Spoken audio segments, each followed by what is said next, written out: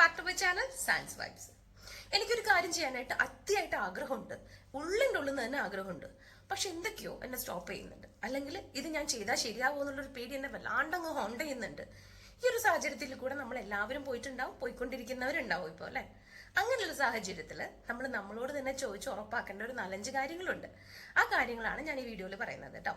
അതിൽ ആദ്യത്തെ കാര്യം എന്താണെന്ന് വെച്ചിട്ടുണ്ടെങ്കിൽ, ഇപ്പൊ ഞാൻ ഈ കാര്യം ചെയ്തിട്ടില്ലെങ്കിൽ പിന്നെ എനിക്ക് എപ്പോൾ ഈ കാര്യം ചെയ്യാൻ പറ്റും, പിന്നെ എനിക്ക് കാര്യം ചെയ്യാൻ പറ്റുമോ, ബിക്കോസ് ഈ ഓപ്പർച്യൂണിറ്റി പിന്നെ എനിക്ക് കിട്ടുമോ എന്നുള്ള ക്വസ്റ്റ്യൻ നമ്മൾ നമ്മളോട് തന്നെ ചോദിക്കണം. കാരണം ലൈഫിനൊന്നും ഒരു ഗ്യാരണ്ടി ഇല്ല അല്ലെ.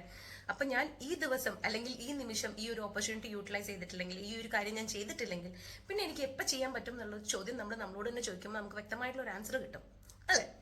ഇനി രണ്ടാമത്തെ പോയിന്റ് എന്ന് വെച്ചാൽ, ഇപ്പൊ ഞാൻ ഈ കാര്യം ചെയ്തു അല്ലെങ്കിൽ നമ്മൾ സക്സസ് ആവും അല്ലെങ്കിൽ നമ്മൾ ഫെയിൽ ആവും.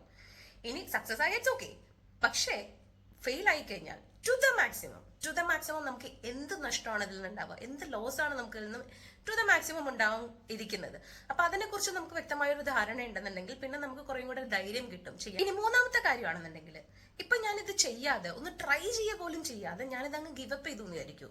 അങ്ങനെ ഗിവപ്പ് ചെയ്ത് കഴിഞ്ഞാൽ എന്തായിരിക്കും പിന്നെ എനിക്ക് തോന്നുക, ഒരു റിഗ്രറ്റ് തോന്നുമോ, അല്ലെങ്കിൽ എനിക്ക് അത് ചെയ്യായിരുന്നു എന്ന് കുറച്ച് നാൾ കഴിഞ്ഞ് തോന്നി കഴിഞ്ഞാൽ, അങ്ങനെ ഒരു സാഹചര്യം ഇല്ലാതിരുന്നു കഴിഞ്ഞാൽ അതെന്തായിരിക്കും നമ്മളെ എങ്ങനെയായിരിക്കും നമ്മളെ എഫക്ട് ചെയ്യുന്നത് എന്നുള്ളതും കൂടെ നമ്മളൊന്ന് ആലോചിക്കുക. നാലാമത്തെ കാര്യം എന്താണെന്ന് വെച്ചിട്ടുണ്ടെങ്കിൽ, നമ്മൾ ആ കാര്യം ചെയ്യാൻ തീരുമാനിച്ചു കഴിഞ്ഞു കഴിഞ്ഞാൽ നമ്മൾ അതിനെ കുറിച്ചിട്ട് ഒരുപാട് പ്ലാൻ ചെയ്യും, എങ്ങനെ അത് എക്സിക്യൂട്ട് ചെയ്യണം എന്നുള്ള കാര്യം നമ്മൾ ഒരുപാട് പ്ലാൻ ചെയ്യും.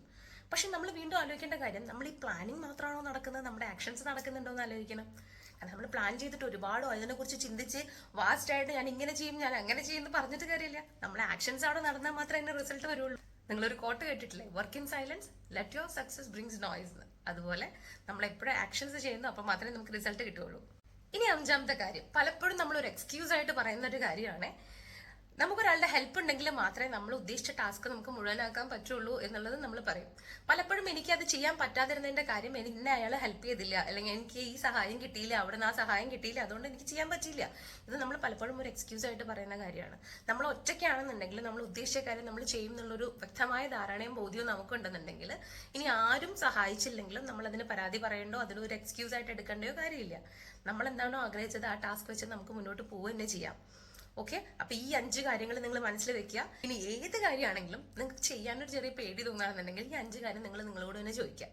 അപ്പൊ നിങ്ങൾക്ക് വ്യക്തമായ ഒരു ധാരണ കിട്ടും, വ്യക്തമായ ഒരു ആൻസർ കിട്ടും. So keep on rocking. All the best. Take care. Bye bye.